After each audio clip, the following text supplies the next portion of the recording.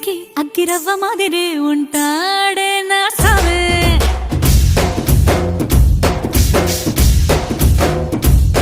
మెత్తాని పత్తి పువ్వుల మరే సంటాడే